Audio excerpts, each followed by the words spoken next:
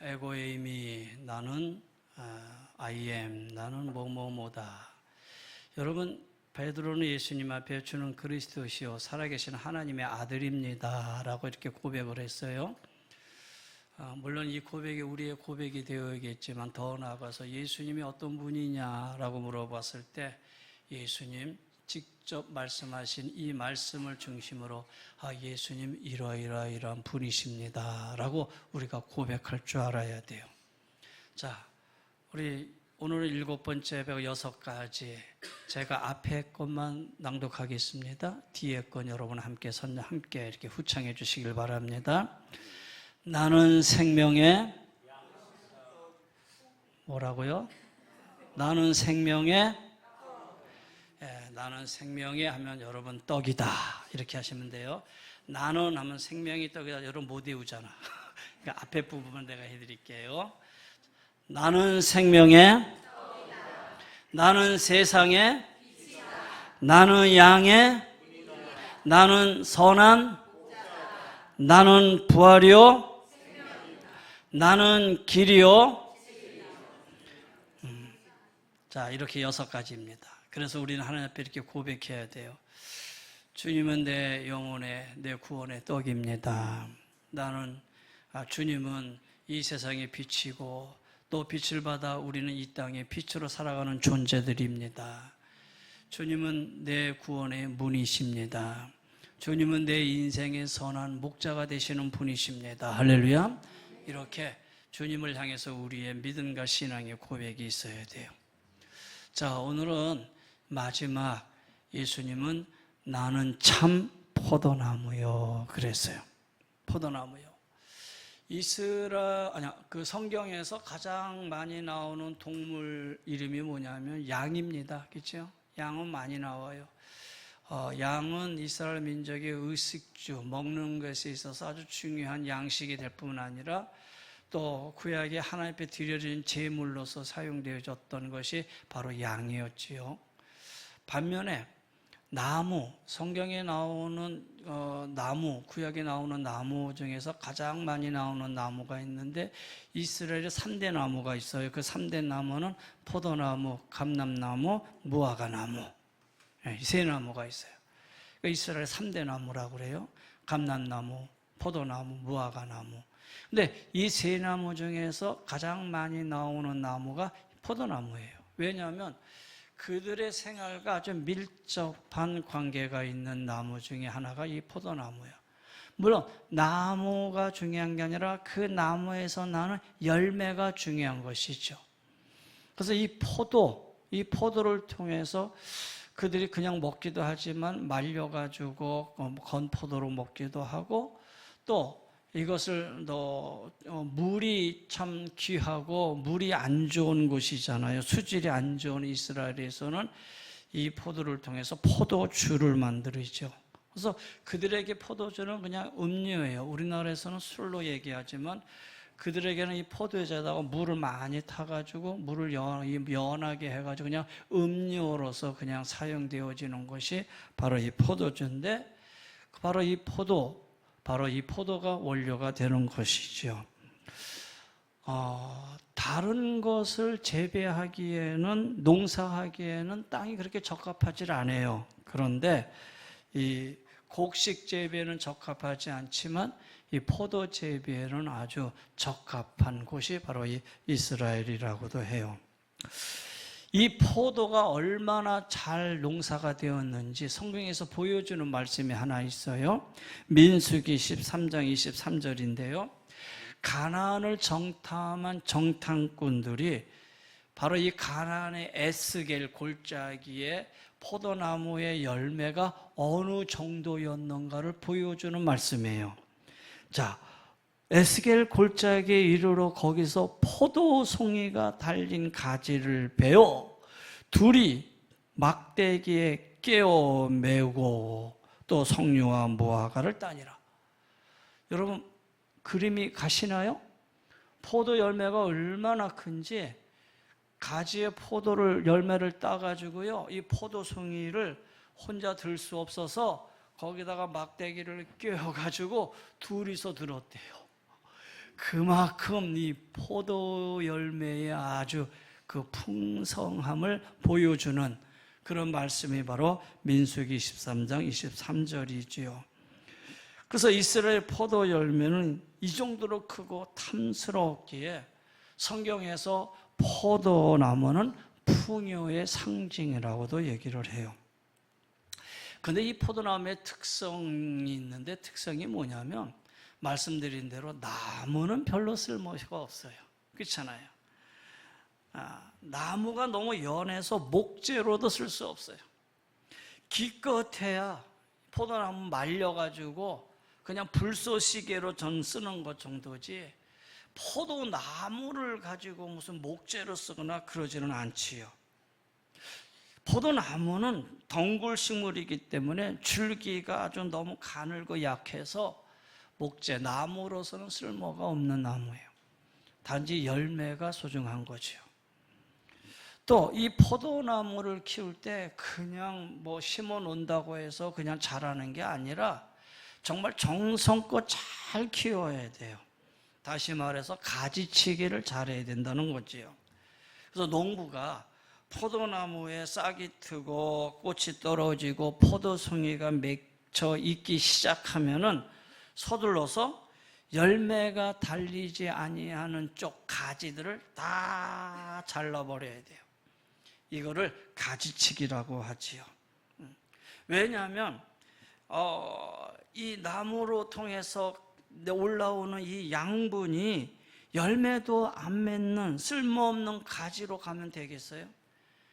가지에 열매가 붙어 있는데 여기에 양분이 가야 열매가 든실하게 잘 자랄 수 있잖아요.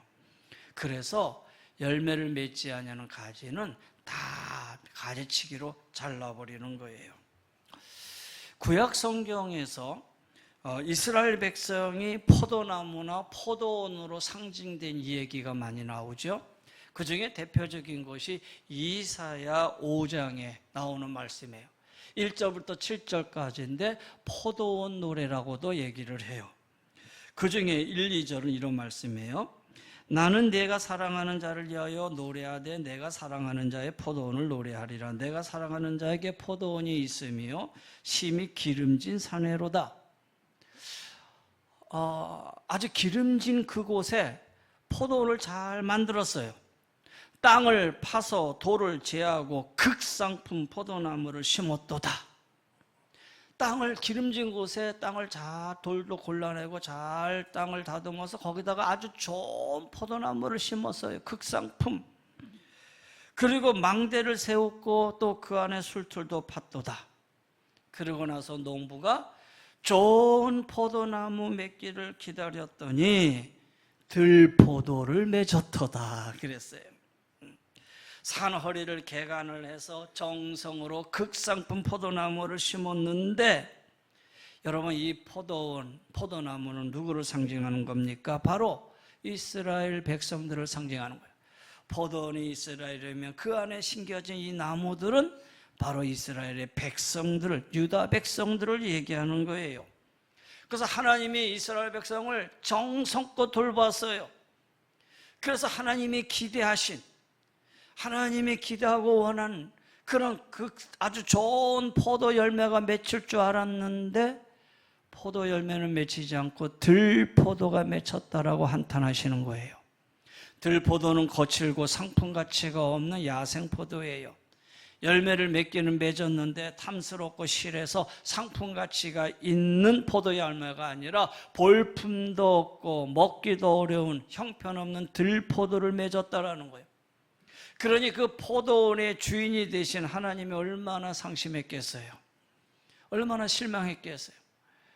잘 개간을 해서 극상품인 유다 백성이 좋은 이스라엘 백성들을 거기다 심어놨더니 포도 열매, 좋은 열매를 맺는 게 아니라 들포도가 맺혀지고 말았네요. 그랬더니 그 다음 5절부터 이렇게 얘기합니다. 이제 내가 내 포도원을 어떻게 행할는지 너에게 이르리라.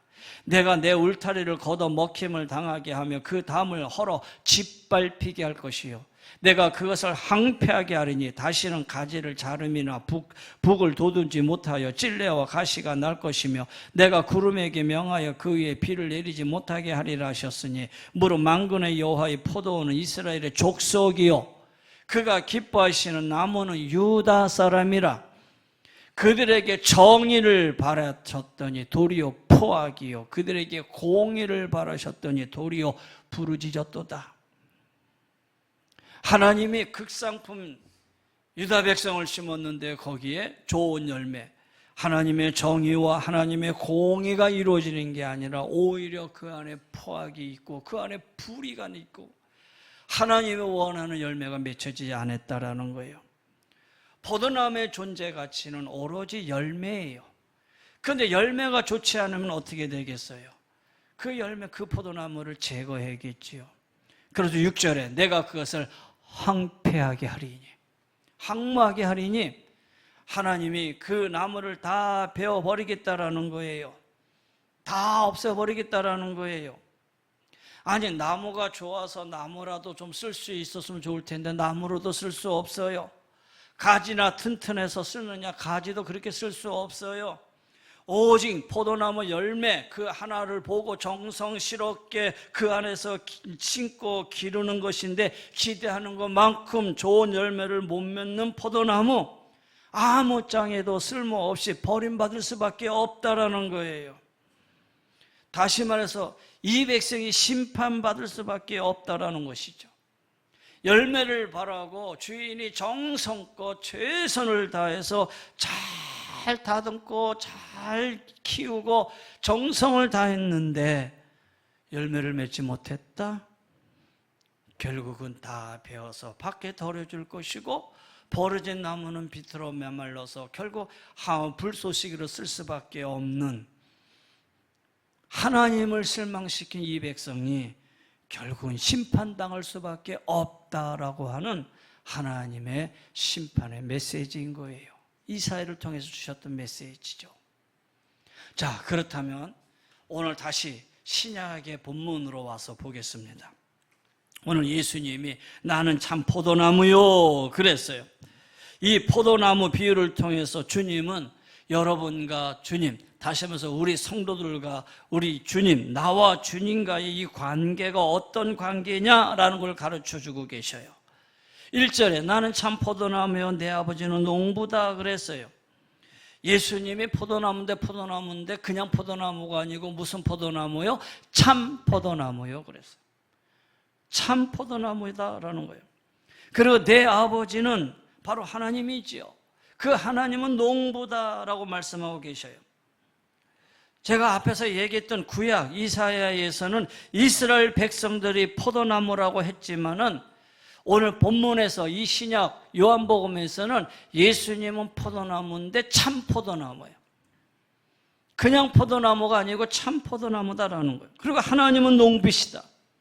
그러면 우리는 뭐냐라는 거예요. 우리는 뭐냐? 나는 뭐냐? 우리는 참 포도나무에 붙어있는 가지다라는 거예요. 그러면 농부 되신 하나님은 그럼 어떤 일을 하시느냐? 2절에 볼까요? 무릇 내게 붙어있어 열매를 맺지 아니하는 가지는, 참 포도나무이신 예수님에게 가지인 여러분, 내가 여기에 붙어 있는데 바로 열매를 맺지 아니한다? 그러면 내 아버지께서, 농부이신 하나님께서 그것을 제거해 버리시고 무릇 열매를 맺는 가지는 더 열매를 맺게 하여 그것을 깨끗하게 하시느니라. 한마디로 뭘 하신다는 거예요? 우리 하나님은 포도나무를 보고 가지치기를 하신다라는 거예요. 열매를 못 맺는 가지는 하나님이 가차없이 잘라버리신다라는 거예요. 왜? 열매를 잘 맺는 이 가지가 더 열매를 잘 맺게 하기 위해서 맺지 아니하는 가지를 잘라버린다라는 거예요. 왜냐? 열매를 맺지 않으면 양분만 축내고 있잖아요. 참 포도나무로부터 나오는 영양식, 하나님의 능력이 앉아서 축내고 있고 열매를 맺지 못하는 이 가지에게 가야 할 이유가 없다는 얘기죠. 그래서 그 가지는 제거해 버린다는 거예요. 본연의 존재 가치 열매를 못 맺는 가지는 쳐내버리고 그 양분을 잘 맺는 가지에다가 몰아주어서 열매를 더 잘 맺게 하려는 것이다라는 거예요. 자, 그렇다면 예수님, 우리 하나님 하시는 일이 정해졌어요? 그렇다면 이제 가지된 나는 무엇을 해야 되느냐? 열매를 잘 맺으려면 어떻게 해야 되느냐? 열매를 잘 맺기 위해서는 무엇을 해야 됩니까? 이렇게 질문할 수 있겠죠? 4절, 5절에 답이 나와요. 내 안에 거하라. 나도 너희 안에 거하리라. 가지가 포도나무에 붙어 있지 아니하면 스스로 열매를 맺을 수 없음 같이 너희도 내 안에 있지 아니하면 그러하리라. 나는 포도나무요 너희는 가지라. 그가 내 안에 내가 그 안에 거하며 사람이 열매를 많이 맺나니 나를 떠나서는 너희가 아무것도 할 수 없음이라. 할렐루야. 어떻게 하면 된다고요? 참 포도나무 대신 예수님 안에 거하여야 되고 그 포도나무에 잘 붙어 있으면 열매를 맺을 수 있다라는 거예요. 참 포도나무 대신 예수님, 그 예수님을 떠나는 순간 아무것도 할 수 없고 어떤 열매도 맺을 수 없다라는 거예요. 그렇다면 오늘 이 말씀을 통해서 내가 할 일은 아주 단순해요. 가지인 여러분 성도님들이 해야 할 일은 오직 하나, 아주 단순해요. 예수님에게 잘 붙어만 있으면 돼요. 참 포도나무이신 예수님께 잘 붙어만 있으면 열매를 풍성히 맺는 좋은 가지가 될 수 있다는 거예요. 그렇다면 가지가 포도나무에 붙어 있다. 이 붙어 있다라는 의미가 뭐냐라는 거예요. 오늘 여기 말씀에는 내가 너 안에 네가 내 안에 라고 표현을 하고 있는데, 그럼 내가 주님 안에 주님이 내 안에 있다라고 하는 붙어 있다라고 하는 이 말의 의미는 뭐냐? 이 말은 곧 주님과의 관계를 뜻하는 말이에요. 예수님과의 관계예요. 말 그대로 우리가 예수님과 딱 붙어 있는 한, 예수님과 아주 밀착되어 관계를 유지하고 있는 한, 딱 밀착되고 예수님과의 관계가 잘 거기에 딱 붙어 있으면은 열매를 맺게 되는 거예요. 다시 말해서 예수님과의 관계성, 얼마나 밀접하게, 얼마나 내밀하게 주님과 가까운 관계를 형성하고 있느냐, 이것이 중요한 관건이에요. 그리고 그 친밀도에 따라서 우리가 믿음의 열매를 맺는 양이 결정되어진다라는 거예요. 사랑하는 성도 여러분, 주님과 가깝게 지내시기를 바랍니다. 주님과 친하게 지내시기를 바랍니다. 예수님께 딱 붙어서 주님과 아주 밀착한 관계를 형성하고 있으면 열매를 풍성히 맺어 농부 되신 하나님, 그 하나님 아버지를 어떻게 한다? 기쁘게 하게 된다라는 거예요. 그 8절 말씀이죠. 보세요. 너희가 열매를 많이 맺으면 내 아버지께서 영광을 받으실 것이요. 이 말은 뭐예요? 하늘의 하나님이 기뻐하신다라는 거예요. 이때 비로소 너희는 내 제자가 된다라는 거예요. 우리가 참 포도나무 대신 예수님에게 밀착되어 붙어 있지 못해서 열매를 맺지 못한다면은, 그러면 그 다음에는 어떻게 되느냐? 버림받지요. 버림만 받을까요? 6절 7절 보세요. 사람이 내 안에 거하지 아니하면 가지처럼 밖에 버려 마르나니 사람들이 그것을 모아다가 불에 던져 사르느니라. 너희가 내 안에 거하고 내 말이 너희 안에 거하며 무엇인지 원하는 대로 구하라. 그리하면 이루리라. 만약에 열매를 맺지 못해, 다시 말해서 우리가 주님과 밀접하게 관계가 형성되지 못하면 가차없이 잘라서 던져버린다. 그럼 말라져 버려. 그럼 사람들이 그것을 모아다가 불에 던져서 살아버린다. 그래서 너희가 내 안에 거하고 내가 내 말이, 주님의 말씀이 너희 안에 거할 때 무엇인지 구하는 대로 하나님이 이루어 주신다라는 거예요. 여러분, 기도 응답의 방법입니다. 기도 응답, 우리가 기도하는데 왜 하나님 나에게 응답하지 않으시지? 여러분, 응답하지 않는 방법은, 이유는 한 가지예요. 여러분이 주님 앞에 밀접하게 붙어 있지 않기 때문이에요. 여러분이 주님 안에 있고 주님의 말씀이 내 안에 있지 않기 때문이에요. 오늘 주님은 분명히 말씀하셨어요. 너희가 내 안에 거하고 내 말이 너희 안에 거하면 무엇인지 원하는 대로 구하라, 그러면 이루리라 그랬어요. 사랑하는 성도 여러분, 떨어져 있으면 불쏘시개로 끝나는 삶이 되고 말아요. 그러나 주님 앞에 붙어 있으면 원하는 대로 이룰 수 있는 믿음이 될 수 있다는 거예요. 마른 포도나무 가지가 불쏘시개가 되어서 태워버린다? 여러분, 이건 참 불쌍한 존재고 비참한 존재고 버림받은 존재가 되지 않겠어요? 우리가 기도할 때마다 하나님의 응답을 받고 살아간다는 거 얼마나 복된 삶이에요. 그것은 내가 주님 안에 있다라는 증거예요. 주님과 늘 함께하고 있다라는 증거예요. 우리가 초등학교 때가 아니고 저희 때는 국민학교 때이죠. 국민학교 때는 자연 시간에 우리 담임선생님이 자연 시간에 식물에 관해서 얘기할 때 가르친 게 기억이 나요. 식물에는 물간과 체간이 있다.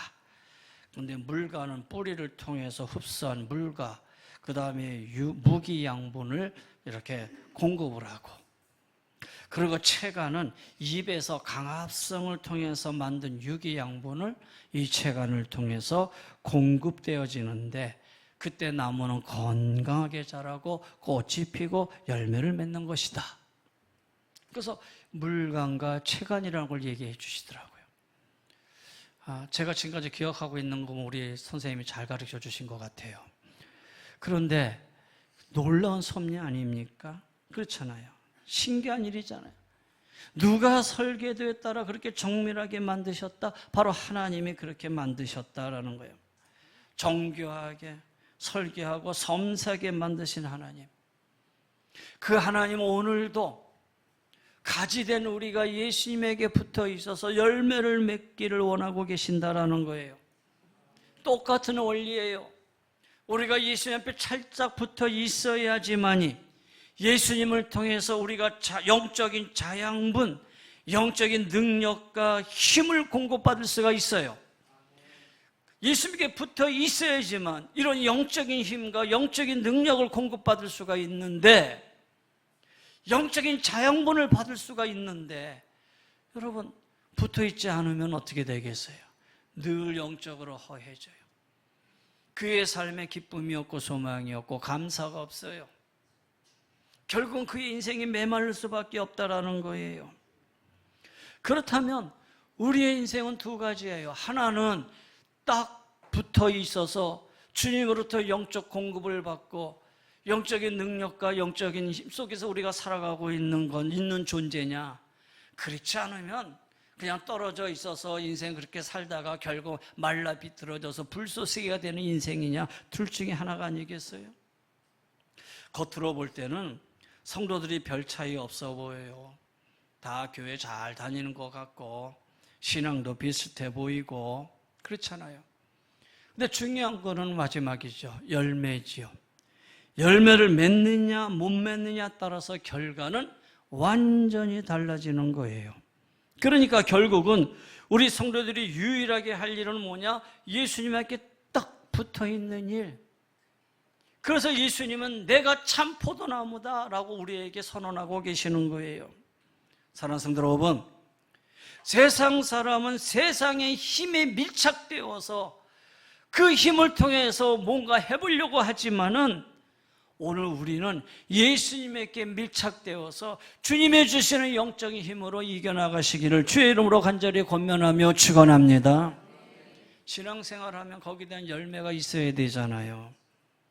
내가 신앙생활한 지 10년, 20년, 30년 그러면서 시간이 지나니까 목사도 되고 장로도 되고 권사도 되고 그렇잖아요.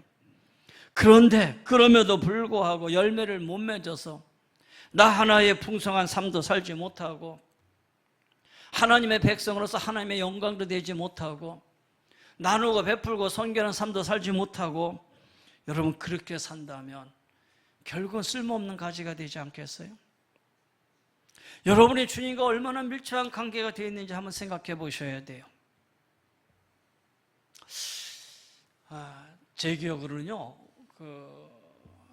이제는 나이가 듣다 보니까 자꾸 옛날 얘기만 하게 돼서 안 하려고 하는데, 그래도 하다 보니까 이제 경험이라는 거겠죠. 그것이 기억 안에서 누적되어지는 경험이죠. 제 기억으로 보면은 저희 교회에서도 그렇고 교회의 장로님이 된다는 것은 그 집안의 축제였어요. 그 신앙의 가문의 아주 영광이고 축제였어요. 우리 신앙의 가문의 장로님이 된다?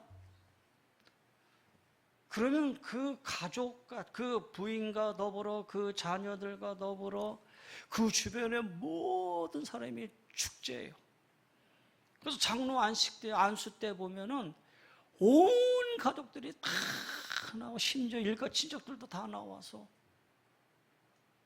그리고 내가 장로가 되었다? 그거는 세상의 영광이 아니고 교회 안에서 하나님 앞에서 교회 장로로서 정말 무거운 직책이면서도 감사한 것이고 영광이 되는 거예요. 그래서 옛날에 장로님 하면 무게가 있었어요. 그 권위가 있었어요.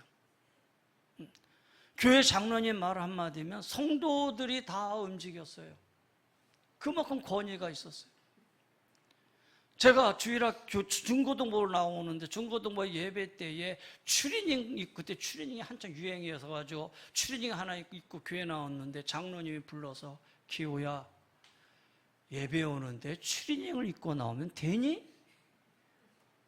근데 그 말 한마디에 얼마나 권위가 있고 힘이 있는지, 아유 장로님 제가 잘못했습니다. 그 다음부터는 추리닝 입고 교회 가본 적이 없던 것 같아요.